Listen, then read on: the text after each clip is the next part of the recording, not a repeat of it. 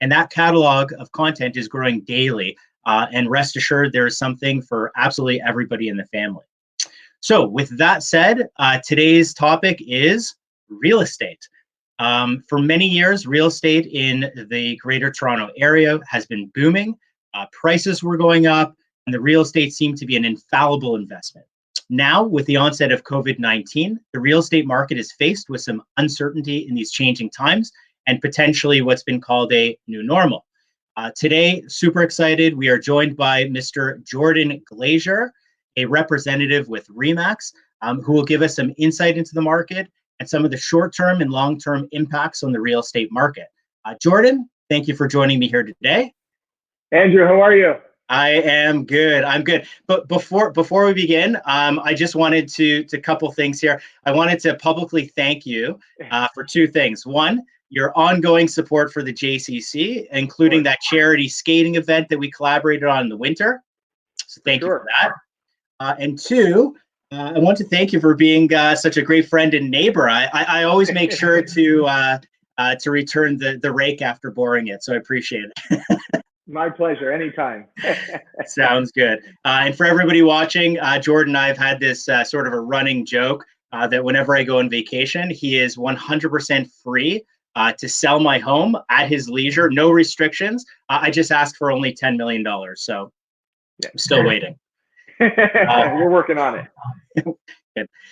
So Jordan, got some questions here. I know we have some people on Facebook who I think are already asking some questions for this topic. But before we begin, maybe you can tell us a little bit about yourself, and then perhaps what the housing market has been like in the GTA over the past few years pre-COVID. Sure. Yeah. Again, thanks so much for having me on. I appreciate it. So as you mentioned, I'm an agent with RE/MAX Realtron here in Toronto, and have a team that I work with, the JP Homes team with RE/MAX. And yeah, we specialize in selling residential real estate throughout the GTA. So what's happened? What's going on with the market? We're in a really interesting time in the world, as you mentioned, and I think real estate is no exception.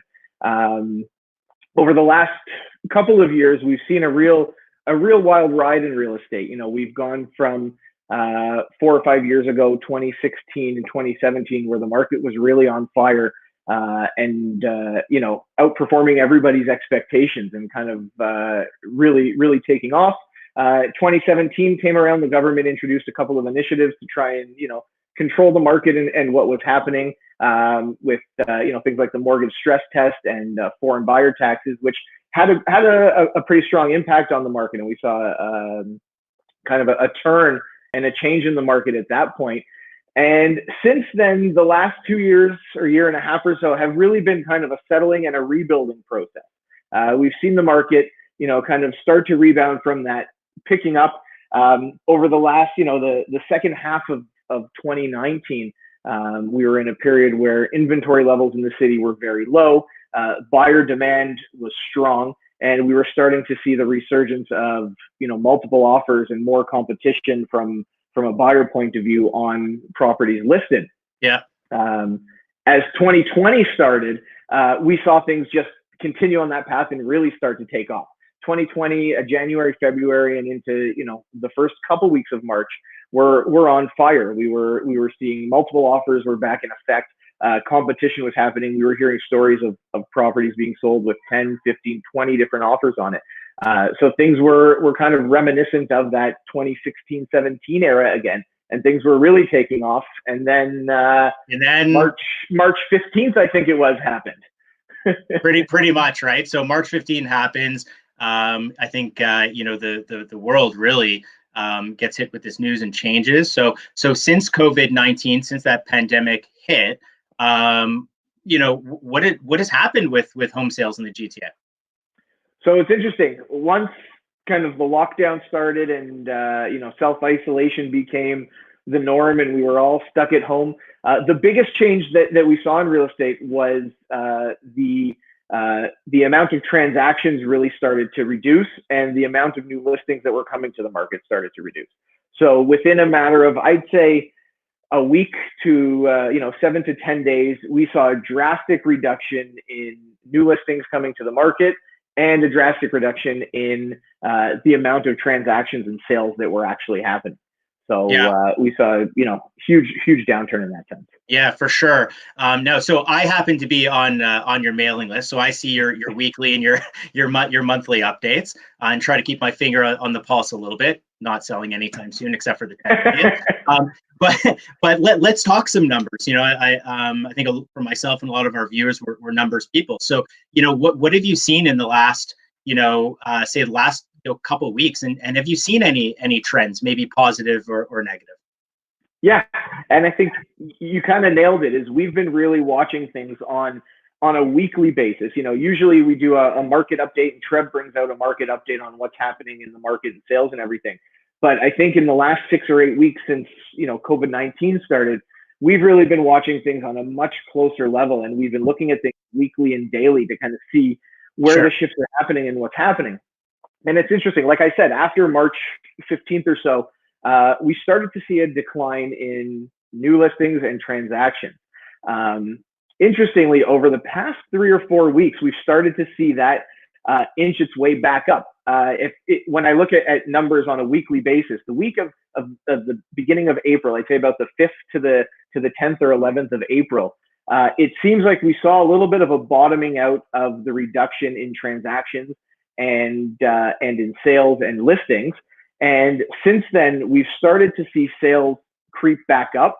I know last week there was a lot of positive news that came out from the government in terms of hopefully, making steps to get back to some sort of normalcy. And that I think has also helped start to curve the trend on a little bit of an upward slope. But in the last 3 or 4 weeks, we've seen transactions start to increase. And from, even from our brokerage level, when we look at numbers in terms of how many people are calling into the offices, how many people are booking appointments or seeing properties, in the last 3 or 4 weeks, we've seen those numbers start to rise as well. And those numbers are kind of a leading cursor to what's going to happen with transactions. The more people that are getting back out there and getting a little bit more comfortable and looking to buy houses will lead to more transactions. Now, more transactions have started to happen, not to say that we've kind of loosened the measures that most people are taking, or that we're all taking to make sure that it's done in a safe and proper manner. Sure. I was going to say, so you think so you've seen a little bit of an uptake over the past couple of weeks, maybe in part because of an increase in consumer confidence. Now, do you think it's the, for the people that you've been having the opportunity to interact with, do you think it's the same type of consumer? Have you seen a difference in, maybe whether before it was families and now it's maybe single young entrepreneurs, or anything in the demographics of people that you can think of? Because obviously, there's a lot of people who have been misplaced from work, and a lot of businesses that seem to be struggling at this point in time. I'm wondering if you've noticed anything with regard to a different demographic that is showing interest in buying or selling. Yeah, well, it's interesting.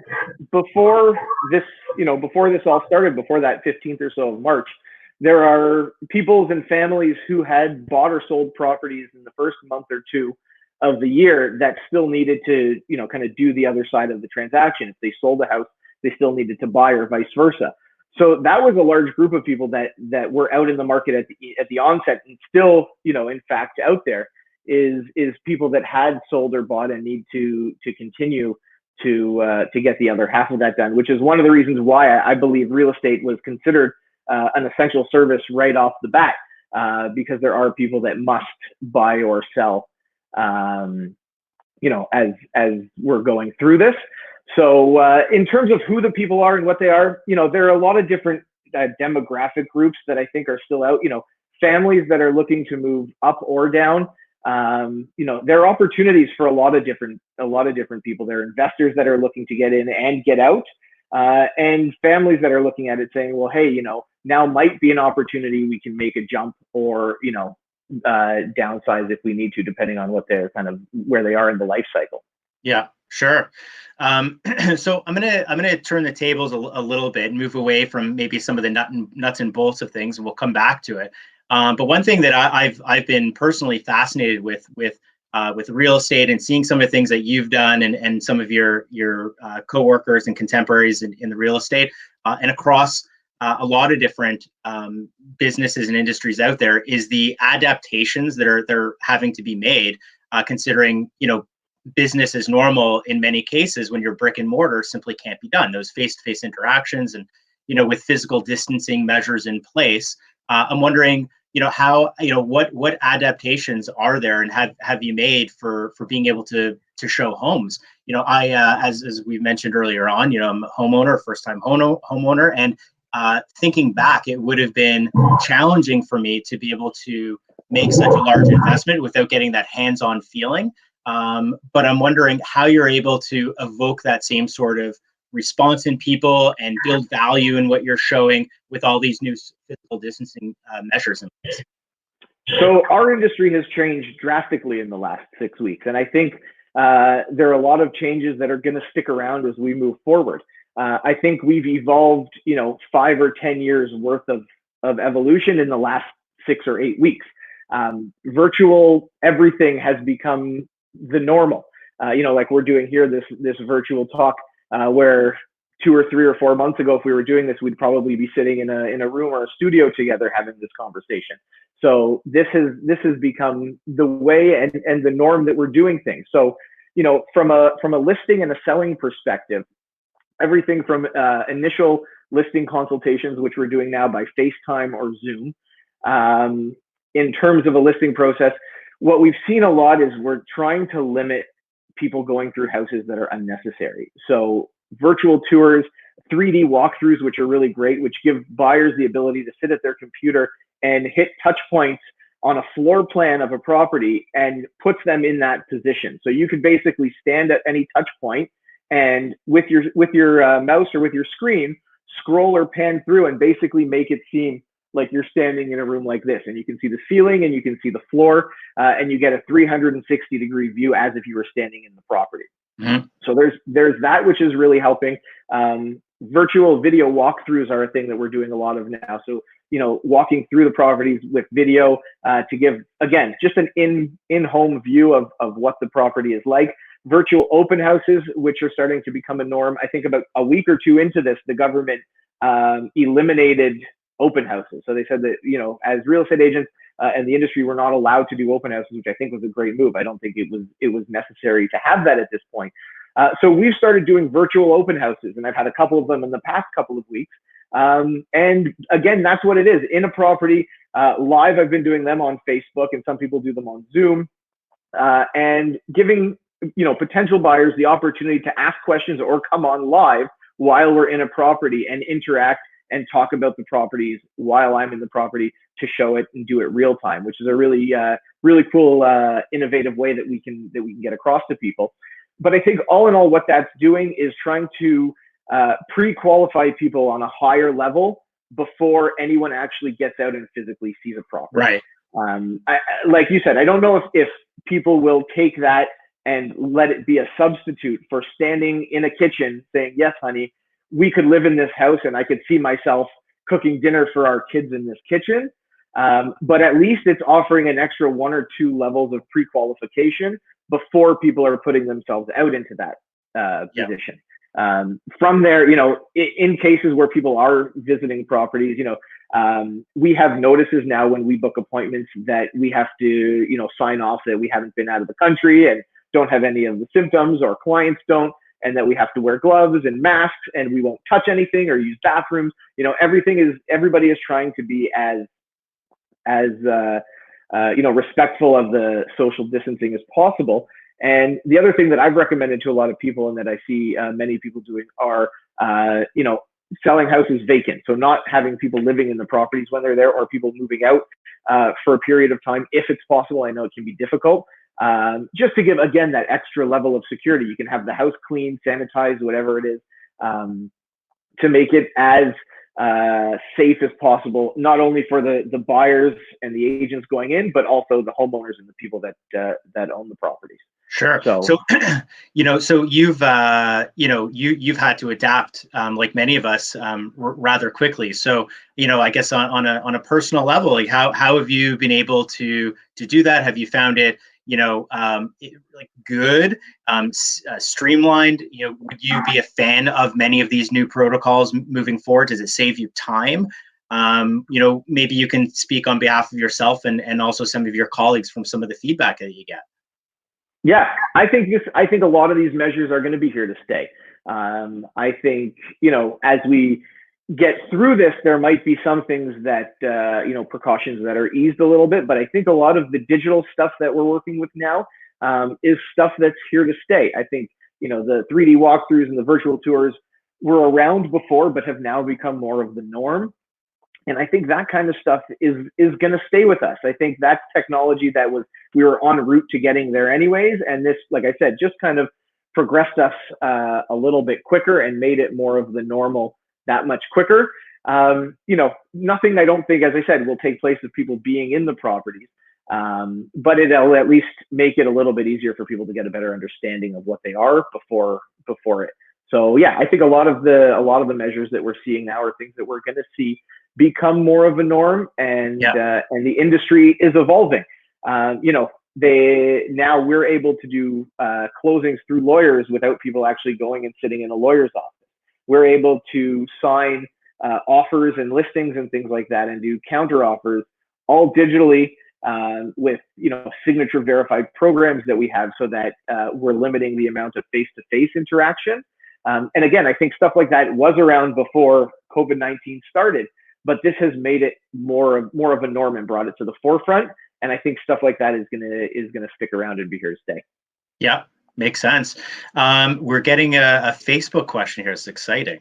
All right. Let me just make sure. So some agents and brokers are using a COVID-19 clause in closing. COVID-19 clause. Can you clarify what this is? So there are different clauses and things that might be used. Basically, once we started getting into this, there was a lot of talk about do buyers and sellers need to be covered in case of this. There were worries as we got into COVID-19 on if land registry offices were going to stay open, if legal offices were going to be allowed to open, if banking systems and mortgage brokers and all that stuff were still going to be able to work and operate. So as we were in the initial stages of this, there was a lot of uncertainty in that. So there were some clauses that were being drawn up by lawyers and things like that to basically cover in the event that a closing date or a closing couldn't happen because of one of these major factors. If the land registry office is closed, you can't transfer the deed to a property. Property can't close, not at the fault of the buyer or the seller. So there were certain clauses to cover on those areas that were drawn up in those events. Now, we haven't seen the closure of the land registry office. Lawyers, like I said, are now able to do transactions and closings digitally. So they're doing digital signings and things like that. So we haven't really seen a disruption in terms of closings like that. And I've been speaking to different lawyers that I'm close with and agents, over the past 6 or 8 weeks, just to always keep on top of, if people are seeing things and how we can adjust. And from what I've heard and the people that I've been talking to, closings and everything have continued on kind of as scheduled, some minor blips here and there, but nothing major to really, hinder any of the closings. The other thing that some people had some concerns over is with moving companies or moving, someone's moving from a different country or province, if they're able to get in and out and do that stuff. So that was something that I saw some clauses drawn up to cover as well in the event that some of those things weren't able to be done. But so far, so good from what I've heard and what I've seen, in my own transactions and people that I've been talking to. Closings have still been happening pretty regularly and no major issues from what I've heard. Great. Yeah, keep those transactions going on for yourself, because I think, anyways, you're supposed to buy the next lunch for us. Let's talk mortgage deferrals for a second here. So, as we mentioned earlier, there's some people facing some hard times and some difficult times and not having work at this point in time. And the government has done to date, their job in stepping up and providing all the SERP and different subsidies that are available. And one of the things that they worked on with the banks was mortgage deferrals. Maybe you can tell us a little bit about how the mortgage deferrals work, and when those subsidies or deferrals end, how do you see that potentially impacting the market, the real estate market? So yeah, I agree. I think the government's done a great job in offering help and subsidies and grants and deferrals and things like that. And a lot of different service providers have. So what the government is offering in what they're doing with that is they're allowing deferral of your mortgage payments for 6 months or up to 6 months right now. And I think what that's doing is it's giving some people a little bit of breathing room or loosening up the tensity a little bit. If you're in the event where if you're not working or you've lost a job or you're self-employed and business isn't what it was or coming in. Now, what I think is interesting to look at quickly, and I've spoken to a bunch of the professional mortgage brokers that I deal with, is that it's not that you're not going to have to pay your mortgage for the 6 months. That interest is still going to come. You're still going to have to pay it back. It's just you're pushing it off for an amount of time. What I would suggest for someone, if now that we're a couple months into it, if you said, well, I'm going to try not to do it, and I'm going to go through this, and now you're finding it a little tougher, reach out to your mortgage broker or your bank and speak about exactly what the implications might be on your specific scenario, because obviously everybody's scenarios might be a little bit different. And make sure that you know exactly what's happening for you. Get that help, find out what's going on before you just jump and do it. From what I've heard and guys I've talking to, if you can avoid doing it, you're definitely putting yourself in a better position. But right. I know that we're in really hard times right now, so you kind of have to do what you have to do. But just get the information first and be well educated before you start to make decisions, I would say. Yeah. So in a nutshell, if you need it, of course, do it. It's a safety net, and if you can potentially avoid it, you might be better off long term because you'd be paying more on the back end down the road. Yeah, I believe so. Yeah. Okay. And so with that said, and with mortgages and whatnot, with interest rates being low, have you seen clientele, maybe that are currently in a mortgage and currently have a home, try to maybe break that or re-up to be able to save on the low interest rates that we see right now? I haven't really seen too many people say I want to get out of my current mortgage because I want to take advantage of these rates. Interestingly, I mean, for the last 3 or 4 or 5 years, we've been in a period of pretty reasonable mortgage rates to begin with. So although rates right now are also at an extreme low, there might be a difference. I don't know if it would be that great that would make it necessarily worthwhile to break out. But again, it really depends on individuals, kind of your circumstances and what sort of rate and term you have left on it currently. But certainly if you're in a refinancing position or you're buying something new and getting a new mortgage or a first time buyer or something like that, it is a great time because rates are, at an all-time low, and there's great opportunity to get in and get a mortgage at a good rate. And I think it's one of the things that's going to help when we get out of this and keep things rolling a little bit is the low interest rates, because it's providing an extra level of confidence in a buyer's point of view. For sure. So another one of those, those real estate terms that we hear all the time. Fortunate enough that we didn't have to go through it ourselves, but bidding wars. Do you see bidding wars? Maybe you can explain quickly what that is, but also do you see them still occurring during these COVID-19 times? Yeah. Anybody that's tried to buy a property in Toronto in the last 4 or 5 years probably knows very well what they are. Bidding wars are multiple offer scenarios, basically when you're in a competitive position in trying to buy a property. So generally a property will list and set an offer date 5 or 6 days later the following week, which will give buyers enough time to come through, see the house, decide if they like it or not. And then, all offers will be submitted and reviewed by the seller and the seller's agent on a certain day and time. Great from a seller's point of view. Buyers aren't always as excited to get involved with it because nobody likes to compete, right? As I mentioned, when we first started talking in 2016 and 17, when the market was really, really hot, this was what we saw, pretty much as the norm. The average days on market at that point was about 10 or 11 days. And every property was pretty much selling in multiple offers. This year in 2020, January, February, and March, or the beginning of March, it started to come back and become more of a norm again, because of the lack of inventory that we were seeing and the high demand from buyers. Again, the interest rates were a driving factor. So the demand that was out there from a buyer's point of view in real estate is very supply and demand driven. We were starting to see multiple offers and bidding wars coming back. And there were cases where I was hearing scenarios of 5, 10, 15, 20 offers on a specific property on any given night. So from a buyer's point of view, if you're sitting with an offer and you're competing against 20 other offers, it can be a daunting task and can be, tough to go through, especially if you've gone through one or two and you really just want to buy a house. So it really comes down to, from a buyer's point of view, being educated on what properties, where market values are in the areas that you're looking at, and making sure that you're prepared, and not just necessarily looking at a price and saying, oh, well, I should go get it for that and I'll get it, and then being disappointed when you don't. Yeah. Nobody likes to be disappointed. No, absolutely. And it's a tough thing, being a buyer. So right now we're starting to see, as we've been through actually this COVID period, I think the multiple offer scenarios we saw start to decline at the beginning, just because there was, I think, a lack of confidence from everybody in terms of what was going to happen. Uncertainty was the word that we were all talking about. No one knew kind of what was going to happen.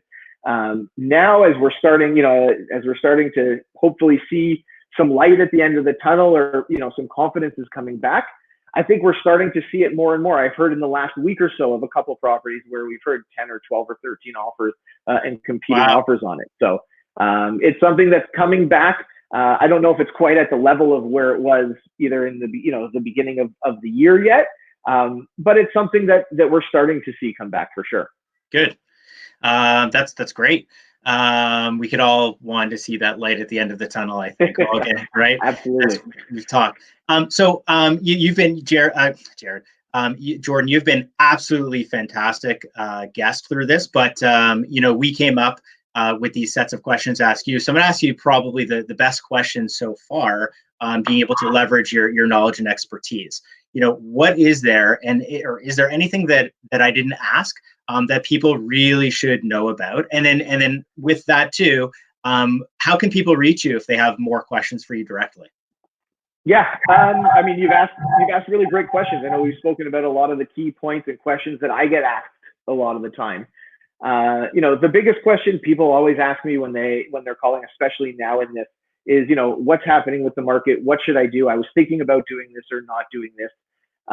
And so it's a lot of uncertainty from people. And what my answer is in all of that, and I say it all the time, is that real estate is extremely area specific. So, the numbers that you hear when you read the newspaper or hear news reports and things like that from whatever news outlet it is you watch, they're talking about averages. Toronto Real Estate Board releases their market update and their market watch every month, and their averages on what's happening throughout the Toronto Real Estate Board and the GTA.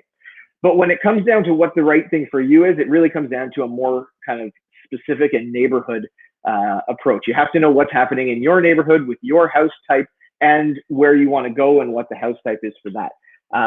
I think as we're going through this COVID, and especially right now, there are opportunities out there for both buyers and sellers.